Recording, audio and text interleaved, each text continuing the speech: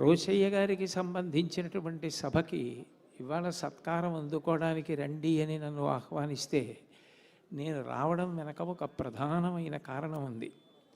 నేను ఈ ధర్మ ప్రచారం నిమిత్తం అనేకమైనటువంటి ఊళ్ళు వెడుతూ ఉంటాను. ఒకప్పుడు చెన్నైలో ధర్మ ప్రచారం కోసం కొన్ని సభల్లో మాట్లాడడం కోసం వెళ్ళడం జరిగింది. అప్పుడు తమిళనాడు గవర్నర్గా ఉన్నారు రోషయ్య గారు. నాకు వారితో ప్రత్యక్షమైనటువంటి అనుబంధం లేదు, వారంటే నాకు గౌరవం ఉందంతే. కానీ వారు నాకు కబురు చేశారు, మీరు ఈ ఊరు వచ్చి ప్రవచనాలు చేస్తున్నారట, మీరు ఒక్కసారి రాజ్భవన్కి వచ్చి మా యొక్క ఆతిథ్యాన్ని తీసుకుని వెళ్ళవలసింది అని. రాష్ట్రానికి గవర్నరు అంటే ఆ రాష్ట్రానికి అధినేత, ఆయన మర్యాద, ఆయన ఆహ్వానాన్ని మన్నించడం నా ధర్మంగా భావించి తప్పకుండా వస్తానండి, ఎన్ని గంటలకు రావాలి అని అడిగాను. మీ కార్యక్రమాలు ఎలా ఉన్నాయి అని అడిగారు. నాకు ఇదిగో ఇట్లా ఇట్లా కార్యక్రమాలు ఉన్నాయండి, ఉదయం వేళ నేను ఐఐటి చెన్నైలో మాట్లాడాలి అని చెప్పాను. అయితే మీరు ఒక పని చేయండి, ఆ ప్రవచనం అయిపోయిన తర్వాత 11 గంటలకి రాజ్భవన్కి రండి అన్నారు. నేను రాజ్భవన్కి వెళ్ళినప్పుడు నిజానికి ఒక గవర్నర్ బయటికి వచ్చి స్వాగతం పలకవలసిన అవసరం ఆయనకేం లేదు. నేనేం మహావిద్వాంసుణ్ణి కాదు, నేనేం పెద్ద పండితుణ్ణి కాదు. ధర్మం పట్ల నాకున్న అనురక్తి కొద్దీ ధర్మ ప్రచారం చేస్తున్నానంతే. ఆయన చూపించిన మర్యాద నా జీవితంలో ఎప్పుడూ మర్చిపోను. కారు ఆగేసరికి ఆయన రాజ్భవన్లోంచి బయటికి వచ్చి కారు దగ్గరికి వచ్చి నాకు స్వాగతం చెప్పి నా చెయ్యి పట్టుకుని నన్ను రాజ్భవన్లోకి తీసుకెళ్ళి కూర్చోపెట్టి నాకు పళ్ళు అవి పెట్టి, నేను తింటున్నంతసేపు కూడా ఆయన నాతో అనేక ధార్మిక విషయాలు మాట్లాడుతూనే ఉన్నారు. నేను చిట్ట చివర బయలుదేరే ముందు వారిని ఒక ప్రశ్న అడిగాను, మీకు ఇంత అనుభవం ఉంది కదా, మీరు మీ జీవిత చరిత్ర వ్రాస్తే స్వాతంత్రోద్యమానికి ముందు నుంచి మీరు ఉన్నవారు కాబట్టి, ఎందరో ప్రధానమంత్రులు, ముఖ్యమంత్రులు, గవర్నర్లు, రాజకీయ దురంధరులతో సమన్వయమైన వారు కాబట్టి, తర్వాత వచ్చే తరాలకి వ్యక్తుల యొక్క జీవితంలో ఉన్న విలువల గురించి తెలుస్తుంది, మీరు ఎందుకు మీ జీవిత చరిత్ర వ్రాయకూడదు అని అడిగాను. ఆయన అన్న మాట నాకు ఇప్పటికీ జ్ఞాపకం. ఆయన అన్నారు, కోటేశ్వరరావు గారు మీరు చెప్పింది నిజమే, నేను ఎంతోమందితో కలిసి తిరిగాను, ఎంతోమంది దగ్గర మంత్రిగా పనిచేశాను, ఆ కారణం చేత వాళ్ళతో నాకు చాలా సాన్నిహిత్యం ఉంది. కానీ మనుషులు అన్న తర్వాత మంచి ఉంటుంది, కొద్దిగా చెడు ఉండొచ్చు. నేను జీవిత చరిత్ర వ్రాస్తే ఎవరి గురించైనా ఎక్కడైనా నేను కొద్దిగా చెడు గురించి ప్రస్తావన చేయవలసిన అవసరం కూడా రావచ్చు. నోటితో అనడం వేరు, కానీ వ్రాయడం వేరు. వ్యక్తుల జీవితాల్లో వాళ్ళు చేసినటువంటి చిన్న దోషాన్ని నేను ఎత్తి చూపించినా అది వాళ్ళకి శాశ్వతమైన మచ్చగా మిగిలిపోతుంది. నేను ఒక్క దోషం కూడా ఎత్తి చూపించకుండా, ఎవ్వరి యందు ఉన్న ఏ దోషం గురించి వ్రాయకుండా జీవిత చరిత్ర వ్రాస్తే అది అసమగ్రం అవుతుంది. అందుకే నేను నా జీవిత చరిత్ర వ్రాయడానికి ఇష్టపడలేదండి అన్నారు. ఆయన సంస్కారానికి నేను ఆశ్చర్యపోయాను. ఇతరుల మనసుకి బాధ కలగకూడదని, అంతమంది గురించి తెలిసున్నా ఏ ఒక్కరి గురించి కించిత్ కూడా చెడు చెప్పకూడదని ఆయన పాటించిన నిబద్ధత నాకు ఎంతో ఆశ్చర్యాన్ని, ఆనందాన్ని కల్పించాయి. అంత మంచి వ్యక్తిత్వం ఉన్నటువంటి వ్యక్తి రోషయ్య గారు. ఆయన పరిపాలనా వైశిష్ట్యం గురించి, ఆయనకున్నటువంటి శాసనసభా వ్యవహారాల మీద పట్టు గురించి అందరికీ తెలుసు. పైగా విశేషించి సమకాలీనంలో ఆయనతో కలిసి తిరిగినటువంటి పెద్దలు కేవీపీ రామచంద్రరావు గారు లాంటి వారు వేదిక మీద ఉన్నారు. నేను అవి ప్రస్తావన చెయ్యక్కర్లేదు, కానీ ఒక్క విషయాన్ని ప్రస్తావన చేసిన ప్రసంగాన్ని పూర్తి చేస్తాను. రామాయణంలో ఒక శ్లోకం ఉంది, కచ్చిదాశాస్తి దేవానాం ప్రసాదం పార్థివాత్మజ కచ్చిత్ పురుషకారంచ దైవంచ ప్రతిపద్యతే అంటారు. మనిషి తన వంతు ప్రయత్నం తాను చెయ్యాలి. తన ప్రయత్నంతో పాటుగా భగవంతుని యొక్క అనుగ్రహం కూడా కలిసి రావాలి. ఎంత కుండడు పాలైనా ఒక్క చెంచాడు పెరుగు కలవకపోతే తోడుకోవు. ఈశ్వరానుగ్రహం కలిసి రాకపోతే ఎంత పురుష ప్రయత్నమూ ఫలించదు. కేవలము పురుష ప్రయత్నము చేతనే కార్యములన్నీ సాధింపబడతాయనుకుంటే ప్రయత్నించి కూడా కార్యం సాధించలేకపోవడం అన్నది చరిత్రలో ఉండకూడదు. అలా ఉంది అంటే ఈశ్వరానుగ్రహం కూడా అవసరమై ఉంటుంది. ఆ ఈశ్వరానుగ్రహం కోసం ప్రయత్నం చేయడానికే భక్తి అని పిలుస్తారు. అటువంటి భక్తి విషయంలో రోషయ్యగారు నిలువెత్తు నిదర్శనం. దానికి నేను మీకు ఒక ఉదాహరణ చెప్తాను. నేను ఇప్పుడు ఆయన పరిపాలన చేస్తుండగా సెక్రటేరియట్కి వెళ్ళడం కానీ, అక్కడ ఉన్న అధికారులతో సమన్వయం నేను ప్రత్యక్షంగా అవడం కానీ నాకు అవకాశం ఉండేది అవసరం కాదు. కానీ పెద్దలు ఎల్వి సుబ్రహ్మణ్యం గారు నాతో ఒకసారి ఒక విషయం ప్రస్తావన చేసి నన్ను తీసుకెళ్ళి చూపించారు. అప్పుడు నేను ఆశ్చర్యపోయాను. ఒకప్పుడు నేను శ్రీశైలంలో ప్రసంగాలు చేయడం కోసం వెళ్ళా భాగవతం మీద. అప్పుడు అక్కడికి ఎల్వి సుబ్రహ్మణ్యం గారు కూడా వచ్చారు. ఎల్వి సుబ్రహ్మణ్యం గారు మీకు అందరికీ తెలుసు, తిరుపతి దేవస్థానాలకి కార్యనిర్వహణాధికారిగా, ఆంధ్రప్రదేశ్ ప్రభుత్వానికి ప్రధాన కార్యదర్శిగా ఎన్నో పదవులు నిర్వహించినటువంటి వ్యక్తి. ఆయన నాతో సన్నిహితంగా ఉంటారు. వారు నాతో మాట్లాడుతూ శ్రీశైలంలో ఏమేమి చూశారు అని అడిగారు. ఈసారి వచ్చినప్పుడు ఇదిగో ఇవి దర్శనం చేశాను అని చెప్పాను. మీకు నేను ఇక్కడ ఒక ఆశ్చర్యకరమైన విషయాన్ని చూపిస్తాను, రేపు పొద్దున్న వెడదామా అన్నారు. తప్పకుండా వెడదాం, ఏమిటి ఆ విషయం అని అడిగాను. మీకు తీసుకెళ్ళిన తర్వాత చూపించి నేను చెప్తానని అన్నారు. సరే, ఇద్దరం బయలుదేరి వెళ్ళాం. ఒక నిర్మానుష్యమైనటువంటి ప్రదేశంలో కొండమించి అక్కడి నుంచి చూస్తే స్వామివారు శ్రీశైలం ఆనకట్ట వంక చూస్తున్నట్టుగా ఉన్నటువంటి ఒక మూర్తిని చూపించారు నాకు. అది వీరభద్రస్వామి వారి యొక్క మూర్తి. ఏమిటండి ఇది, దీని కథ ఏమిటని అడిగాను. నేను ఎప్పుడు శ్రీశైల చరిత్రలో ఇక్కడ ఇటువంటి మూర్తి ఉందని చదవలేదు. ఇంత పెద్ద మూర్తి, ధ్యాన శ్లోకం అవి ఉన్నాయి, ఇది ఏమిటి అని అడిగాను. అడిగితే ఆయన అప్పుడు నాకు ఒక విషయం చెప్పారు. రోషయ్య గారు ముఖ్యమంత్రిగా పదవీ ప్రమాణ స్వీకారం చేసినటువంటి అతి కొద్ది కాలంలోనే కృష్ణానదికి, తుంగభద్రకి రెండింటికి కూడా కని విని ఎరుగినటువంటి వరద వచ్చిందండి. అంత వరద వచ్చినప్పుడు సెక్రటేరియట్లో సీనియర్ ఐఏఎస్ ఆఫీసర్స్ అందరినీ కూర్చోపెట్టి సమావేశం ఏర్పాటు చేశారు. అప్పుడు నేను ప్రిన్సిపల్ సెక్రటరీ వైద్య ఆరోగ్య శాఖ చూస్తున్నాను, రమాకాంతరెడ్డి గారి చీఫ్ సెక్రటరీ, టక్కర్ గారు ముఖ్యమైనటువంటి ఇరిగేషన్కి సంబంధించిన అధికారిగా ఉన్నారు.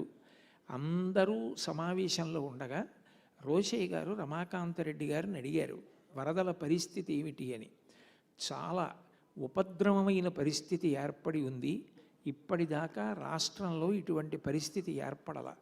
ఎంత కుంభవృష్టి అంటే శ్రీశైలం ఆనకట్ట మించి నీళ్లు వెడుతున్నాయి. ఎన్ని గేట్లు ఎత్తేసినప్పటికీ, ఆ నీళ్లు ఎన్ని వెడుతున్నప్పటికీ కూడా పైనుంచి వస్తున్న వరద వల్ల ఆనకట్ట మించి నీరు వెడుతోంది అన్నారు. అంటే ఆయన టక్కర్ గారిని అడిగారట రోషయ్య గారు, ఇలా వెడితే ఏమవుతుంది అని అడిగారు. అడిగితే ఆ టక్కర్ గారు అన్నారు, ఇంత నీరు ఆనకట్ట మించి వెడితే ఆ నీటి బరువుకి, ఆ నీటి ప్రవాహ వేగానికి ఇవాళ రాత్రి ఆనకట్ట పగిలిపోవచ్చు. ఆనకట్టే పగిలిపోతే కింద విజయవాడ వరకు రాత్రి 1-2 మధ్యలో కొన్ని లక్షల మంది జనం ఊహకందనటువంటి రీతిలో వరదల్లో కొట్టుకుపోతారు. ఇప్పటికిప్పుడు అంత పెద్ద వరద వస్తే నియంత్రించడం సాధ్యం కాదు కూడా. ఇది ఇప్పటిదాకా ఊహించని పరిస్థితి అన్నారు. ఆయన ఆశ్చర్యపోయి ఈ ఉపద్రవం నుంచి గట్టెక్కే మార్గం ఏదైనా ఉంటుందా అని అడిగారు. అడిగితే అప్పుడు ఎల్వి సుబ్రహ్మణ్యం గారు పక్కకెళ్ళి విశాఖపట్నంలో కందుకూరి శివానందమూర్తి గారు, మహాపురుషుడు, మీ అందరికీ తెలుసు, అటువంటి శివానందమూర్తి గారికి ఫోన్ చేస్తే వారు కొంతసేపు ధ్యానం చేసి ఏమీ అవదు, మల్లికార్జున స్వామి కరుణామూర్తి, ఈ నీళ్ళన్నీ ఎక్కడికి వెళ్ళాయన్నది కూడా అంతుపట్టని రీతిలో ఆనకట్ట నిలబడి రాష్ట్రం ప్రశాంతంగా ఉంటుంది, బెంగ పెట్టుకోవద్దని చెప్పానని రోషయ్య గారికి చెప్పండి అని చెప్పారట.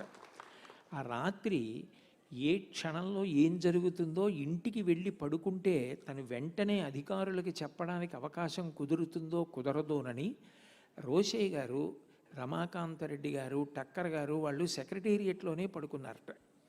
మరునాడు ఉదయానికి ఏ ఉపద్రవం లేకుండా ఆనకట్ట అట్లాగే నిలబడింది. కృష్ణానదిలో నీరు సముద్రంలోకి వెళ్ళిపోయింది. మళ్ళీ సమావేశం ఏర్పాటు చేసి మర్నాడు సమీక్ష చేసినప్పుడు ఇది నిజంగా ఆశ్చర్యకరమైన విషయం అండి. ఇంత వరద ఇన్ని గంటల పాటు వెళ్ళినా కూడా ఆనకట్ట చెక్కు చెదరకుండా నిలబడి ఉంది. ఎక్కడ ప్రాణ నష్టం విశేషంగా జరగకుండా రక్షింపబడ్డామంటే ఎక్కడో ఈశ్వరుడు కరుణ చూపించాడు అని. అంటే ఆయన తర్వాత శివానందమూర్తి గారిని సలహా అడగమని, అక్కడ ఉన్నటువంటి ఆనకట్టని ఎప్పుడూ కూడా పరమేశ్వరుడు కరుణాదృష్టితో చూస్తూ ఉండాలి. అట్లా ఆయన చూస్తూ ఉంటే ఎట్టి పరిస్థితులలోనూ ఆనకట్ట మించి ఏ ఉపద్రవంగా వర్షాలు పడి నీరు వెళ్ళినా ఆనకట్ట దెబ్బ తినదు. కాబట్టి అట్లాంటి ప్రదేశాన్ని చూసి శివదృష్టి పడేటట్టుగా మూర్తిని ప్రతిష్ఠ చేయమని చెప్తే, అప్పుడు తెలుగు యూనివర్సిటీ వాళ్ళ స్వాధీనంలో ఉన్నటువంటి ఒక ప్రాంతం, అక్కడ నుంచి చూస్తే తిన్నగా ఆనకట్ట కనపడుతుంది. ఆ భూమిని రోసయ్య గారు శ్రీశైల దేవస్థానానికి ఇప్పించి శ్రీశైల దేవస్థానం చేత వీరభద్రమూర్తిని ప్రతిష్ఠ చేయించారండి. అందరికీ కనపడే రోసయ్య గారు ఒక గొప్ప పరిపాలనా దురంధరుడు, గొప్ప వాక్చతురుడు, శాసనసభా వ్యవహారాలలో ఆరితేరిన వ్యక్తి. ప్రజాధనం 1 రూపాయి ఖర్చు పెడితే 100 రూపాయల ప్రయోజనం సిద్ధించేటట్టుగా ఆలోచించగలిగినటువంటి దూరదృష్టి కలిగినటువంటి వ్యక్తి. ఇన్ని ఉన్నప్పటికీ ఎవ్వరికీ తెలియని కోణం ఏమిటంటే ఆయన అంత భక్తి తత్పరులు. మన ప్రజ్ఞ ఎంత ఉన్నప్పటికీ వెనక భగవంతుని కటాక్షం కూడా ఉండాలి అని ప్రబలంగా విశ్వసించిన వ్యక్తి అండి. శివానందమూర్తి గారు చెప్పారు అని, భవిష్యత్తులో ఎప్పుడూ ఇటువంటి ఉపద్రవాలు జరగకూడదని, ఎవరు ముఖ్యమంత్రిగా ఉన్నారు అన్నదానికన్నా ప్రజలు క్షేమంగా ఉండడం ప్రధానం కాబట్టి అటువంటి మూర్తిని ప్రతిష్ఠ చెయ్యమని వారు చొరవ తీసుకొని ప్రతిష్ఠ చేశారు. అది ఈ మూర్తి. మీరు చూడండి, ఇక్కడి నుంచి చూస్తే ఈ మూర్తి తిన్నగా శ్రీశైలం ఆనకట్టని చూస్తున్నారు ఈ స్వామి అని నాకు ఎల్వి సుబ్రహ్మణ్యం గారు తీసుకెళ్ళి చూపిస్తే నేను ఆశ్చర్యపోయాను. తరువాతి కాలంలో నేనేమీ అంత గొప్ప వ్యక్తిని కాను, అంత గొప్ప విద్వాంసుండేం కాను. భగవంతుడిచ్చినటువంటి వాక్కు నలుగురికి పంచిపెట్టి ధర్మం గురించి ప్రచారం చెయ్యగలిగితే మా అమ్మ కష్టపడి కన్నందుకు మా అమ్మ పడ్డ ప్రసవ వేదన ఉపశాంతి పొందుతుందని నమ్మినటువంటి వ్యక్తిని, అంతే, అంతవరకే. అయినా నా బోటి ఒక సామాన్యుడు చెన్నై ప్రసంగానికి వెడితే అంత ఆదరించి ఆహ్వానించి రాజ్భవన్ బయటికి కారు దగ్గరికి వచ్చి నేను కారు దిగుతుంటే చెయ్యి పట్టుకుని లోపలికి తీసుకెళ్ళి కూర్చోపెట్టి నాకు పళ్ళు పెట్టి నాతో మాట్లాడి అంత ప్రేమ చూపించిన రోసయ్య గారు ఈ లోకంలో ఉన్న మహానుభావుడు. ఆయన పేరు మీద జరుగుతున్న సభలో మీరు సత్కారం అందుకోండి అని అడిగితే నేను రాను అంటే కృతజ్ఞుణ్ణైపోతాను. ఆయనతో నాకు ఇటువంటి అనుబంధం ఉంది. ఎవరికీ తెలియని విషయంగా ఆయన యందు అంత భగవద్భక్తి ఉంది. పెద్దలని అంత గౌరవించిన వ్యక్తి అయిన శివానందమూర్తి గారిని అంత గౌరవించి కృతజ్ఞతలు చెప్పినటువంటి వ్యక్తి. అటువంటి వారి గురించి చెప్పిన వారు సామాన్యులు కారు ఎల్వి సుబ్రహ్మణ్యం గారు. పైగా మూర్తిని నాకు చూపించారు. అటువంటి వ్యక్తి సభకి నేను వస్తే ఏ లోకంలో ఉన్నా వారు చాలా సంతోషిస్తారని ఇవాళ నేను రావడం జరిగింది తప్ప, నిజానికి రోసయ్య గారి లాంటి పరిపాలనా దురంధరుడు, ప్రజా సంక్షేమం గురించి నిరంతరం ఆలోచించగలిగిన వ్యక్తి, 1 రూపాయి ఖర్చు పెడితే అది వాళ్ళ జీవితాలలో అమృతాన్ని ఒలికిస్తుందని నమ్మగలిగే అంత జాగ్రత్తగా ఒక బాధ్యత కలిగిన ఇల్లాలు ఎలా ఖర్చు పెడుతుందో ఆర్థిక శాఖ మంత్రిగా అలా రాష్ట్రంలో డబ్బు ఖర్చు పెట్టి ఆదాయ వనరులు వృధా కాకుండా సమీకరించి నిల్వ చేసి రాష్ట్రాన్ని సుసంపన్నం చేసి యావత్ భారతంలోనే ఇటువంటి ఆర్థిక మంత్రి ఎవరు అని అనిపించుకున్నటువంటి మహా గొప్ప పరిపాలనా దురంధరుడు రోసయ్య గారంటే ఆయన హాస్యం ఆడగలరు, గంభీర ప్రసంగం చెయ్యగలరు. ఆయన మాట్లాడినటువంటి మాటలు ఇప్పటికీ కూడా యూట్యూబ్లో కనపడుతుంటాయి. ఎంత ధైర్యంగా, ఎంత అలవోకగా మాట్లాడతారో. ఎక్కడ మాట్లాడినప్పుడు అక్కడ మాట్లాడినా అందరి వ్యక్తుల పట్ల ఆయన ఎంత స్నేహశీలత కలిగిన వారో, ఆయన గురించి ఎవరు మాట్లాడినా అట్లా మాట్లాడతారు అంటే ఎంత భక్తి తత్పరులో అర్థమవుతుంది.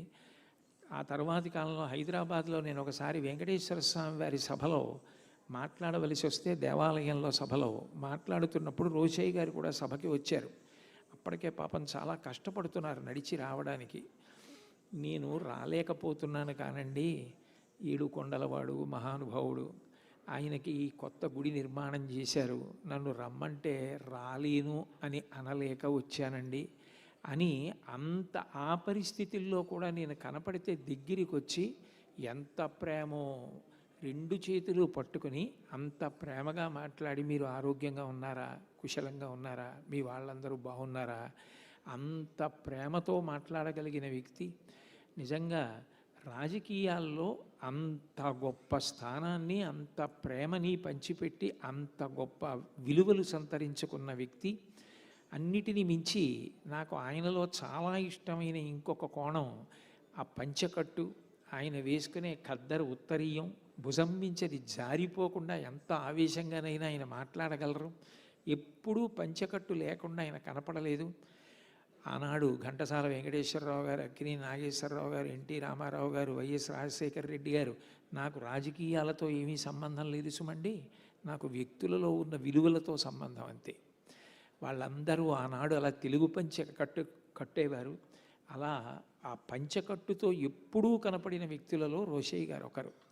వారితో నాకున్నటువంటి ఈ అనుబంధాన్ని నేను స్మరించి ఇవాళ ఆ సభలో పాల్గొనడం కోసమని ఎక్కడో కాకినాడ నుంచి బయలుదేరి ఈ సభకి రావడం జరిగింది. యథార్థానికి నేను ఇంకా ముందే రావాలి, కానీ ఎక్కడ చూసిన ట్రాఫిక్, కారు అసలు ఎంత ప్రయత్నించినా కదలక ఎప్పుడూ లేనిది ఇవాళ సభకి ఆలస్యంగా రావడం అయింది.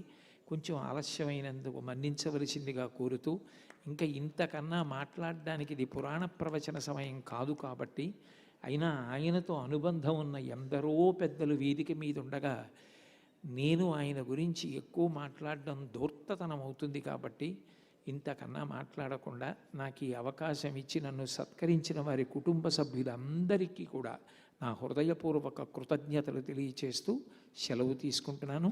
స్వస్తి.